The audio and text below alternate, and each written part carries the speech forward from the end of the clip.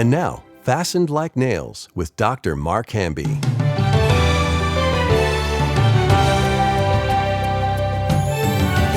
Welcome to another Fastened Like Nails with Dr. Lew Sterret. Great to have you here again.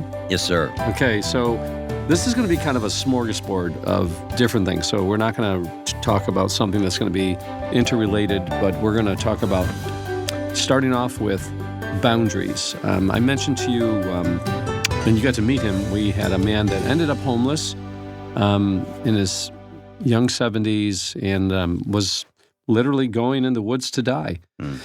And long story short, we ended up here at Lamplighter taking him in, and he's been a real blessing to us. And he may even have gotten saved recently. There's some evidence of that. And he's really growing, loves the Word. But you said something, and while he's been at our Bible studies, you said something about boundaries and tests. And oftentimes that when you bring someone like that in, there's a sense of entitlement and lack of humility. We sense the opposite with this man that we have here.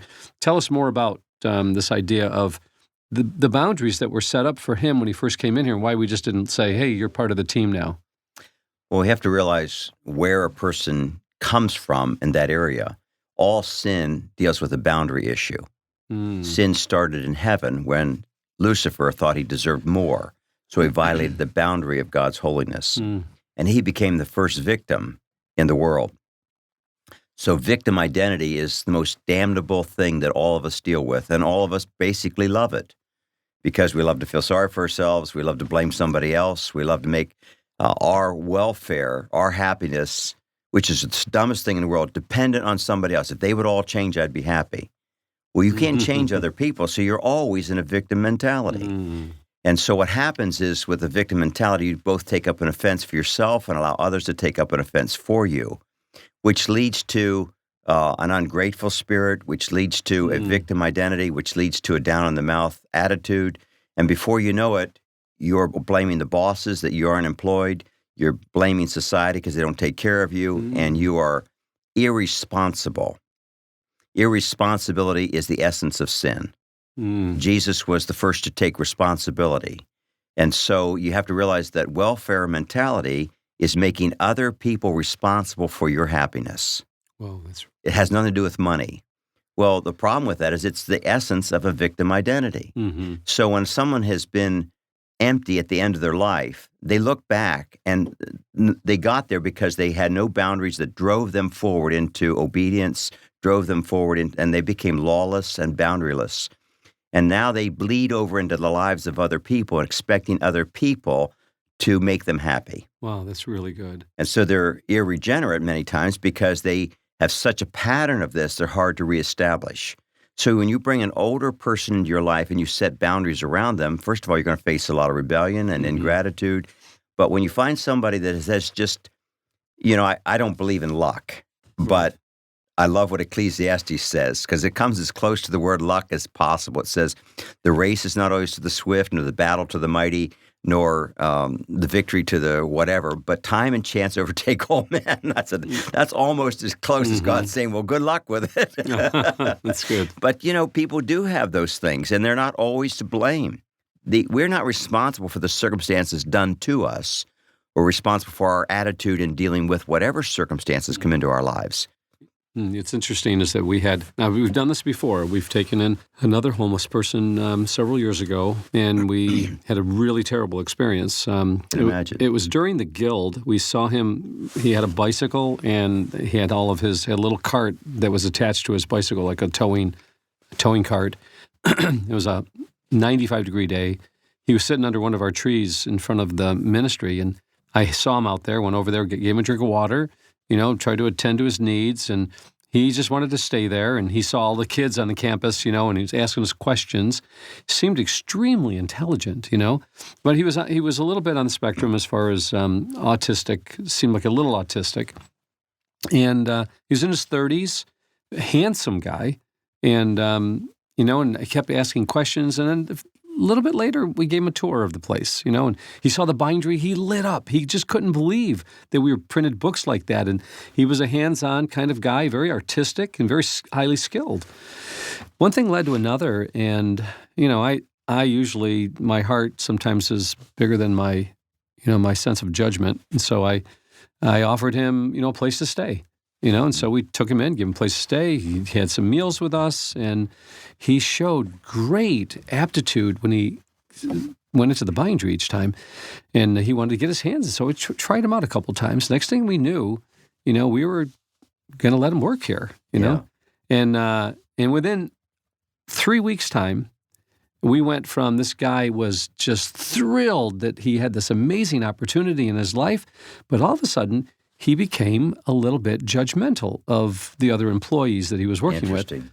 And then after he became judgmental of them because they were telling him this is the way we do things here. Right. And he was telling them, but this is the new way that you're going to do it. And then from there, when some of our junior employees were telling him what to do, he marched right into the office and sat down next to Sarah behind her desk and said, I want to protest the way that I've been treated in the bindery. Oh, my goodness.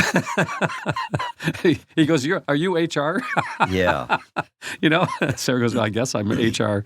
So he sat there for the longest time waiting for her to kind of like, approve, his protest, and so he left, and the next day we had the same event take place. He did not like being told what to do.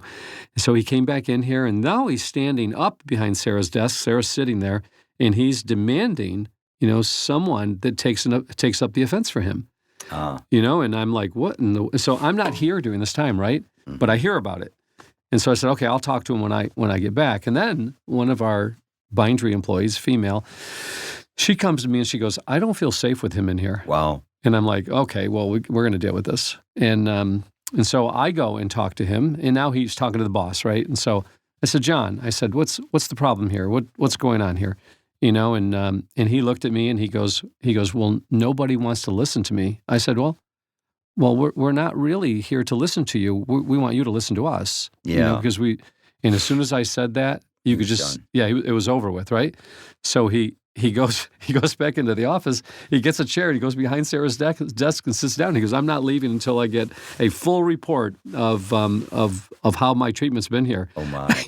Oh my! I said, John, you're going to get out of that seat right now, and you're going to leave here, and you're not coming back. You're fired. And he goes, you can't do that. I said, well, let me escort you to her. And I said, and furthermore, you're going to have to leave the premises. You can't stay on campus anymore. And so I said, I'll give you 3 days, and then you got to be out of here. And so he wouldn't leave. Wow. So now we got someone. You've heard this on the news, right? No, I never heard this. Oh, not particularly our case, but situations like this. Yeah, people just saying, I'm not moving. I'm staying here. I said, John, you are going to move, or I'm going to move you. Okay. And so he calls the police on us. Okay. Next thing I know, the sheriff's here. The sheriff's going like, hey, what's going on here? I hear that you guys were abusing this guy, et cetera, et cetera. And I looked at the sheriff and I'm going like, seriously? He goes, well, I got to get both sides, So at the very end of it, he ends up taking John in the squad car, and taking him out of here and getting his stuff and everything. And so here's the research I did. So I go and see John. I said, I want to know about this is before we ended up getting him out of here. I said, tell me about your family. Tell me about your family life. I said, why are you homeless? What's the cause of you being? What caused this in your life? He said, I'm 36 years old. He goes, and my dad continues to call me lazy. He continues to put pressure on me to get a job and to keep a job.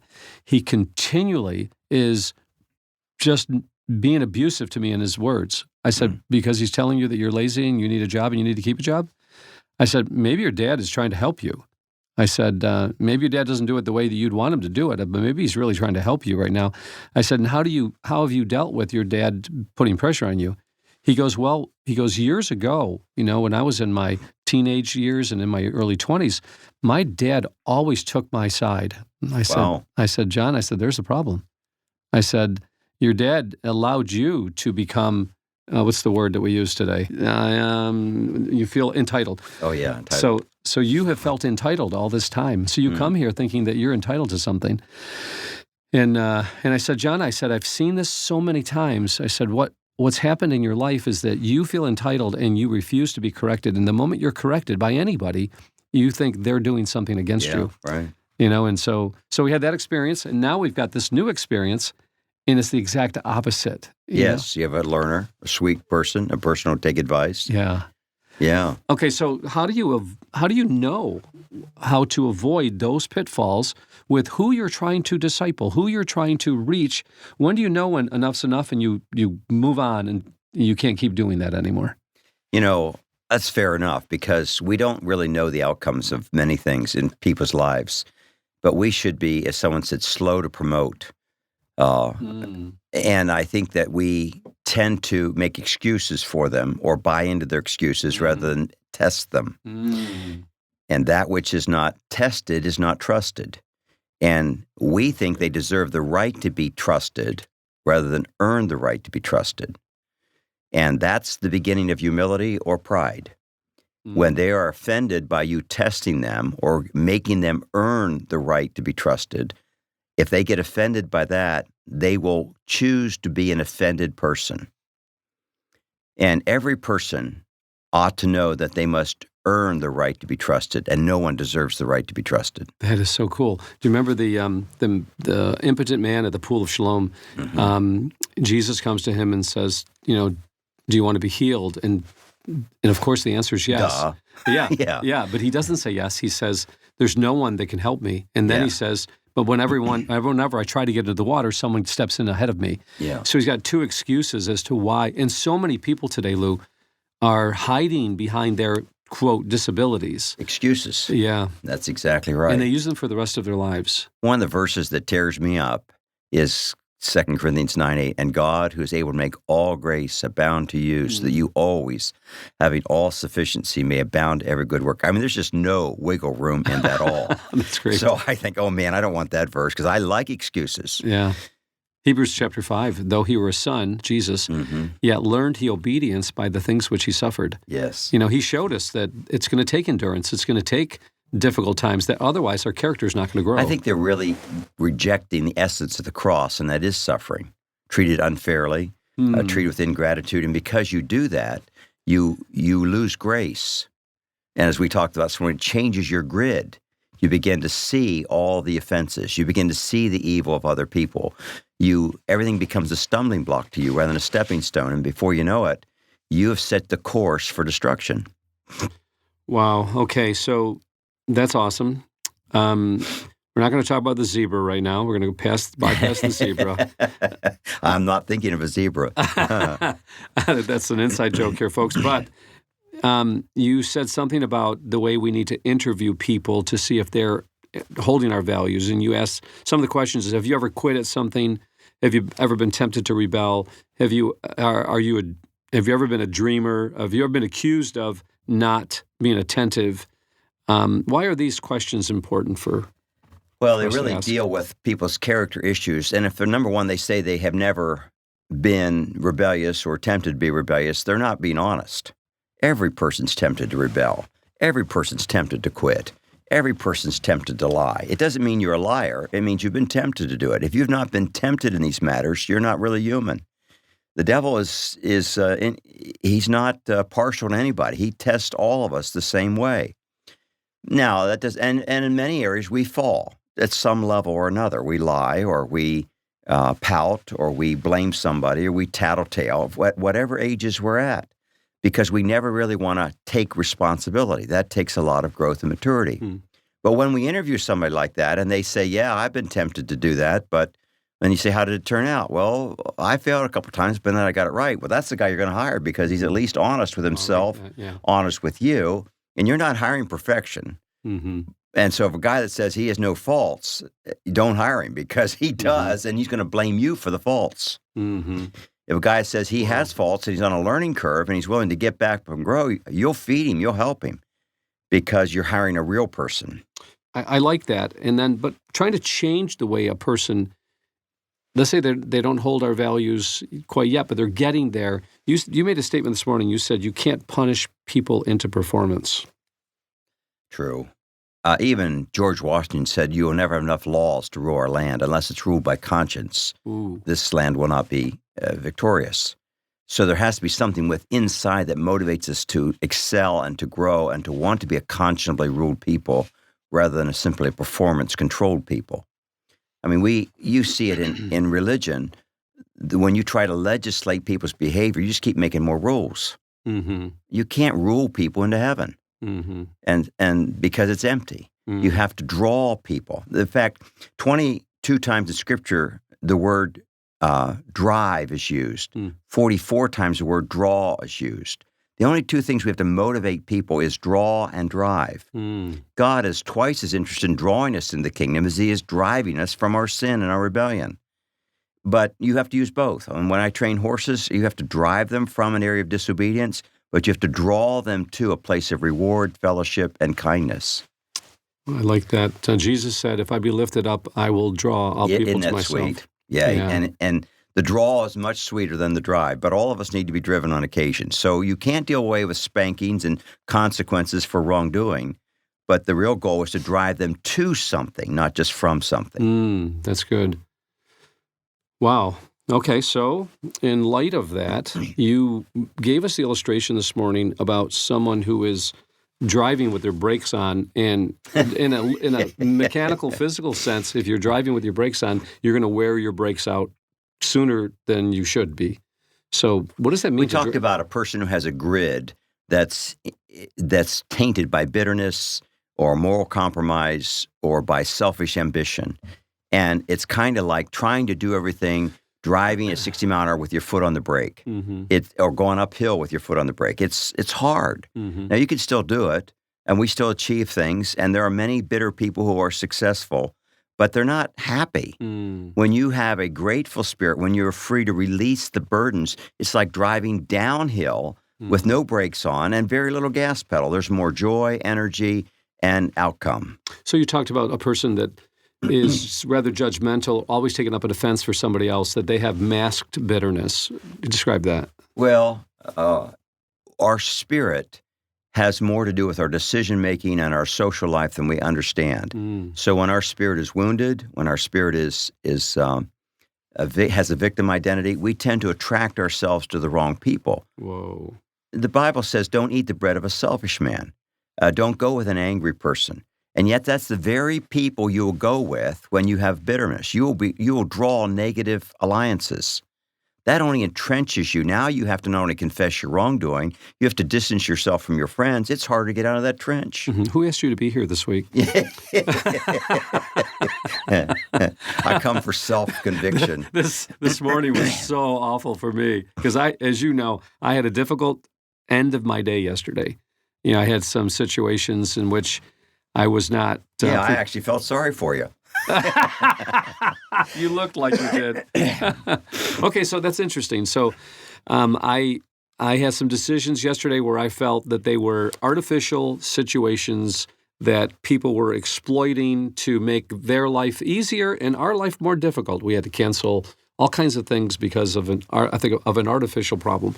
And so I saw that and I reacted to it. I didn't respond to it. Okay, which was sin on my part, Till for sure. the day we're dead, we're potentially reactionary people. I couldn't believe that happened when you were here, though. You see me as a perfect person. I know, bless your heart. When it comes close, none of us are above reaction. We can do so good with a stranger, and yet so poorly with something close, because we're emotional beings, and we have to give ourselves the latitude to realize, I am reacting. It's only my emotions. I'm not going to make a decision to compromise everything in my life just because I have a sticker in my foot. Okay, so my go-to person is when I'm in a situation like that, I'm going to call somebody. I'm going to call one of three people. I'm going to call my wife, I'm going to call Shad Bolin, or I'm going to call Jason Kiliani, okay? And I choose... That's only because I blocked your calls from me. Wait. I'm sorry. Before I call you. But it's interesting. I will only call one of you based on what I think your response is going to be. That's true. You already anticipate exactly what the other person is going to say. And if I'm walking in the Spirit and really walking in the Lord, I will only call you because I know you're going to give me what I don't want. Well, we actually have 5 levels of people we approach. On this person, if we really feel sorry for something, want to go drunk and get somebody into sin, we'll call that person. We know exactly what they're going to tell us. And down the road, there's this person who will commiserate with us, but won't give us permission. And then there's Granny, who'll set you straight, set you on your can, and tell you what's wrong with you, and suck it up, Buttercup. And we all know who they are, and hopefully all of us have those levels. Yeah. But we already anticipate the answer before we make the execution of the decision. You're absolutely right. Oh yeah, I'll call once in a while if I know there's certain things that Shad aligns with me that he doesn't like, and so if there's something happening in my life that's the trigger, I'll call him and I'll let him know, but we commiserate together. Well, that's why in our counseling we're very bold in our counseling because we know they've gone to everybody else. And whatever they've tried isn't working, so they're down to us. I said, well, this is the desperate answer. Oh, this is the ultimatum, so help yourself, because this is the last rung. Yeah, that's interesting. Yeah, and every once in a while, I'll never forget. It's almost like there's a legend about you that you're the killer, when you're really not that bad, but the legend keeps the timid away. That's really good. Yeah, I think that one of the last times I called Shad, I had the whole spiel down, let him know how much I was being misunderstood and stabbed in the back, and I'll never forget. He goes, "Hamby, would you stop your whining?" In all fairness to you and anybody else, just having a safe ear to dump on helps you sort things out. It does. It's kind of like being mad at somebody and telling God about it. By the time you're done telling God how stupid the other person is, you realize that was really childish, wasn't it? Yeah. And you get over it, and you forgive the person, you let go, but you have to get it out of your system. So last night, the first person I called, of you 4, you were here, but I left, right? So of the 4 people I could choose to call was my wife, and so I called Debbie, and I'm traveling to another city, and she doesn't know what's going on. And so I called her, and she's a great listener, right? So she listens to the whole thing. And at the very end, she goes, "So what is it that you're really upset about?" And I said, "Well, I just shared that." She goes, "No, I think you're really upset about one of 2 things. You're shared about the situation, or you're upset about the way you responded." Interesting. Yeah. And I'm really upset about the way I responded.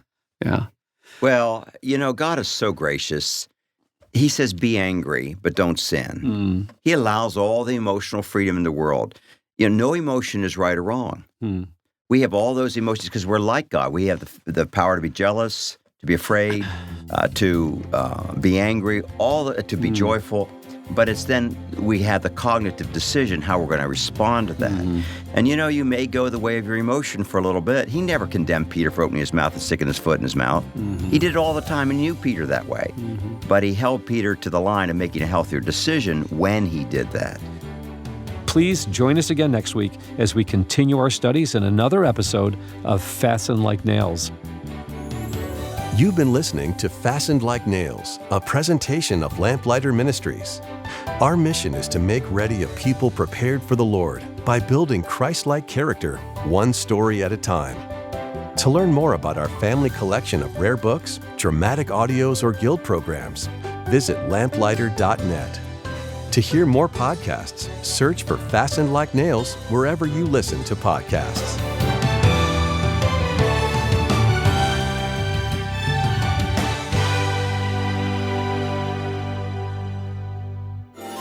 A cottage to furnish. Oh, mine is the prettiest. The walls are all quite rough and bare. If it remains unfurnished, it will be no one's fault but your own. Friends to avoid. You have great ability, it's true, but it can all be destroyed in a second by pride. You gonna let him talk to you like that, Guff? Laugh at this, Lubin! Gilbert! Oh, Miss Folly tells me not to worry about winter, but to enjoy myself while I can. And a crown of success to win. All before Mother returns. I get over everything with a hop, skip, and jump. But all work and no play makes Jack a dull boy. I must not give up. Cost what it might. I must at least try. Lamplighter Theater's newest audio drama, Crown of Success. A whimsical new story the whole family can enjoy on the next Lamplighter Theater.